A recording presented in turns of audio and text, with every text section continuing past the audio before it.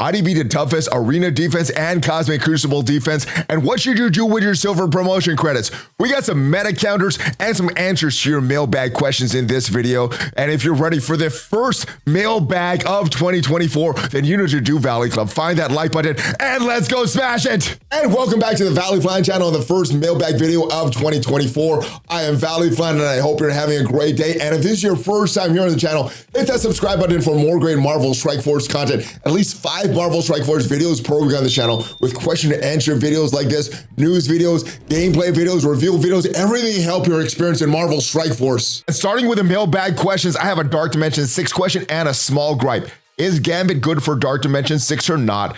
And I guess my answer for Gambit in Dark Dimension 6, yes, he's a good character. I think the two more important characters in that global section are going to be Apocalypse and Quicksilver. Once you have those characters done, this section should be a lot quicker for you. And I brought Nemesis. Nemesis does help with some healing.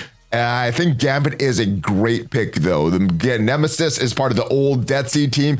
Gambit's a part of the new Extreme X-Men team. So I think Gambit would be the best third character in that global section. He's great in that. As far as what he's actually going to do in Dark Dimension, you're mainly bringing him for the extra pings, but Quicksilver, Apocalypse is going to do the work, but he's going to give you a lot of value outside of Dark Dimension, especially in the raids, especially in Cosmic Crucible as well. Gripe is, why does it take so long to get certain pieces of tunes like Apocalypse and Black Widow when you need them?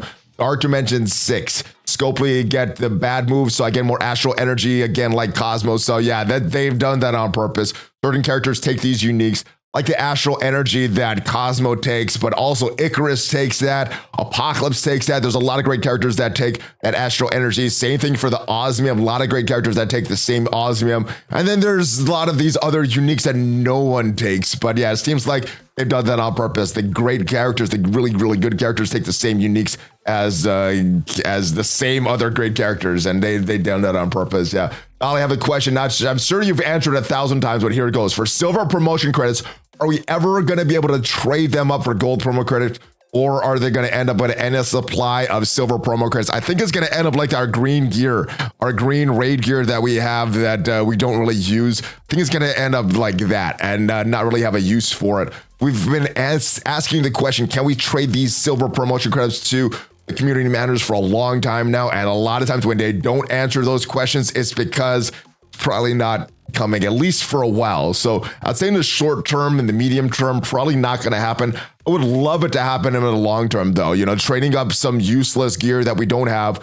the green gear, the blue gear, the purple gear, even at this point, the orange gear, trading up for gear, and then credits like this. These silver promo credits, trading up for gold. Trading up the gold promo credits for some diamond credits. And, you know, even if the exchange rate is bad, I think that would be very, very good. Valley, great to see your family is feeling better. Thank you. We were sick for a long time when this question was asked. And yes, we did start to feel better. So thank you for that, brother. Thought you might get a laugh out of this. Finally, 7-star in my ultimates. Got a ton of orbs. Loving the new store. Taking a look at that screenshot. Over 7,000 fragments. And that turned into about 61 of those Ultimus orbs. My goodness. So congratulations to you for getting that Ultimus. The main value you're getting from this Ultimus, brother, is these orbs that you could open and get a lot of stuff from. Now that the store is improved, Ultimus is out of there. You don't have to worry about getting Ultimus in that shop. All right, what is your luckiest pull from an orb this year, man? So 2023, nothing really stands out as far as orbs. No, I don't think I've gotten any purple pulls from any character orbs. I know I haven't gotten any gold orbs. So I guess it's going to come down to diamonds. And we bought this for Kang and Kestrel, so that doesn't count. I did buy the Ghost Rider Robbie Reyes. So I think the best one that we've got is either the Photon one, because Photon is pretty good in war, or the Miss Marvel Hardlight, because Miss Marvel's better in Arena. I say it's probably going to be the Miss Marvel Hardlight that we used for this this character right there. So I think that's my best pull. Pretty sad. It's not a great pull, but I think that is my best pull of the year. I've got a question with all the exchanges they made to the Red Stars. Does the Red Star Rampage Blitz still have the 4-star requirements? Why does it have that? I don't know, but it still has that. And I think that was necessary in a time when Red Stars were very, very valuable. And I think a lot of that is just they never went back and changed it. You know, it made sense at the time when Red Stars were very valuable. After about year 2 of red stars, though, I don't think that made sense at all to have that as a requirement for the Blitz. And I think they just forgot to take that out. It makes 0 sense now.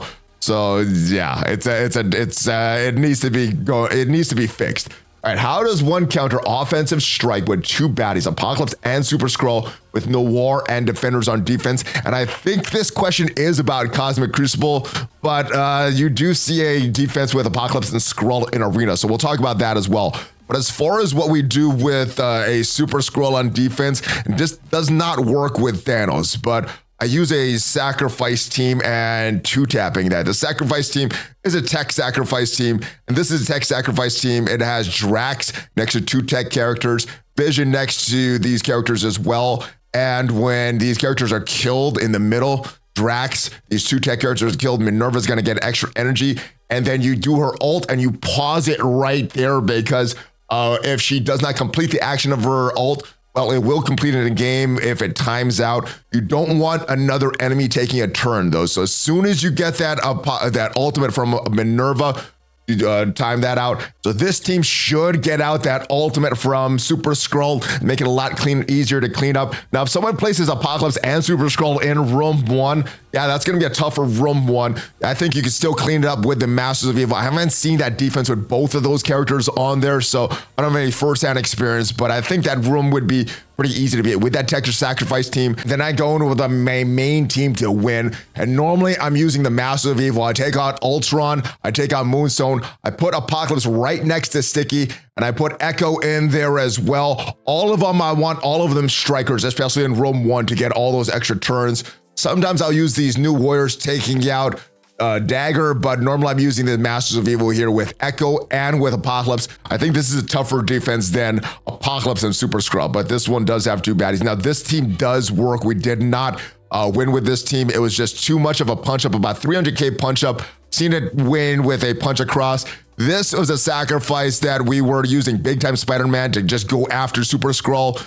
Unfortunately, I used the ultimate of Big Time Spider-Man instead of the basic. The basic should kill Super-Skrull and allow this team to come in with an easy cleanup, but we screwed up this matchup here, but I think this is a much tougher matchup than the team that you talked about with Apocalypse and Super-Skrull. So I hope that helps with that Cosmic Crucible battle. Like I said, I think that Thanos defense is a lot tougher than Apocalypse and Super-Skrull in that same room on defense, but as far as Apocalypse and Super-Skrull, I see them all the time in Arena. Now, this is a tougher defense with Apocalypse, Super-Skrull, the rest of the Secret Defenders, but I think this is a tougher defense here with Apocalypse, Miss Marvel, Hardlight, Ghost Rider, Robbie Reyes, Green Goblin, not Black Cat, and Super-Skrull. Let's go attack Mobile Gamer here, and this is a team that I've been using against that team with Quicksilver, Super-Skrull, a Green Goblin of my own, Miss Marvel, Hardlight, and Apocalypse. So hopefully this works. Sometimes we get some bad RNG, the wrong character getting their speed bar reduced, the wrong character getting stunned, but usually this team works. All right, so we go first. Let's put the ability block on Super-Skrull there. And we get the ability block sticking. We do some damage to that Super-Skrull. Miss Marvel Hardlight goes against our Green Goblin and our Miss Marvel Hardlight. That means their Green Goblin goes first. Does the ultimate there. We have some immunities. We have some safeguards. We have some disrupted as well. We're going to go after their Miss Marvel Hardlight with our Quicksilver. We're going to go with the basic there. Try to kill that, or at least get that Miss Marvel Hardlight into yellow so that we could live with some other characters. We need our Green Goblin going, but we have very little speed of our Green Goblin right now. Let's use the basic. That's all we got as far as an option. Don't have the option to use the ultimate or anything else yet for Miss Marvel Hardlight. And now we should have our Apocalypse. We're going to use a special right now. We don't need to kill Miss Marvel Hardlight yet, but we would want some more health back. And we would have liked, we didn't have this disruptives on us. We would have liked the defense depths on us as well. Scarlet Witch not taking a turn. She does not take a turn, unfortunately. Let's go on their Super-Skrull. Usually we can kill their Super-Skrull, throws him into the red, very low health, but just not enough damage for our Super-Skrull on them. And we now could use our Miss Marvel Hardlight and reduce the speed of their Super-Skrull. Apocalypse is going to take a turn. Oh, no, he is not. We got our Green Goblin finally going. Their Apocalypse is down. and our Robbie Reyes, or their Robbie Reyes, the last one to go. And there it is. That's how to beat in what I think is the toughest arena defensive team right now. And that is what we can use to beat it. Like I said, sometimes this team works, more often than not it works, but sometimes the battle could go totally wrong. Now that Professor X has been teased in the loading screen, do you think he'll be the next legendary character? So if you guys see Professor X in this loading screen, let me know.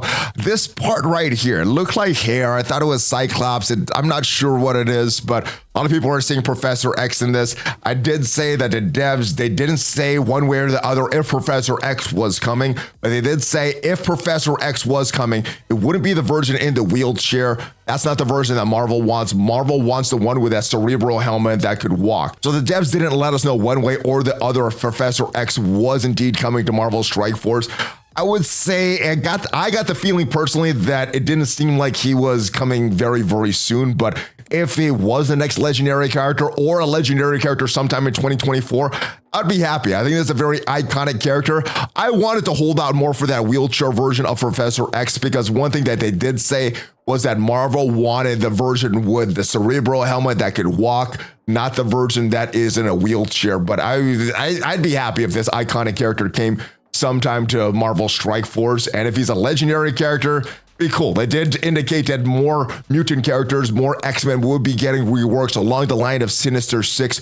So hopefully that is something that is a thing. So I would be very, very happy with if it is Professor X that's coming sometime in 2024. But yeah, no indications one way or the other if that is Professor X. Are there any infographics for the Extreme X-Men? Now, I haven't seen a lot of team infographics done recently, especially on the Extreme X-Men. Usually a lot of the infographics I've seen are done a few months after this team is out. But one content creator that's still doing a lot of these infographics is Benny Westside. And he doesn't have one for a full Extreme X-Men team, but he does have one for Cyclops, Forge, Nightcrawler, Gambit. Sunspot will probably get another one when that character comes to the game, but also has these individual ones here on the individual Extreme X-Men as well. So this is all I've seen as far as the Extreme X-Men. So check out the Benny Westside Instagram account. So I hope this video helps you in countering some of the tougher defenses in Arena and Cosmic Crucible. And let me know if you think Professor X is coming sometime in 2024. This video did provide you some value. Leave it a like. It is free for you, and it definitely supports the channel. And if you want to check out what are the best characters to farm going into 2024, check out the video up there. I will see you guys next time. Have a great rest of your week. Hulk fist bump, ValleyFlyin out.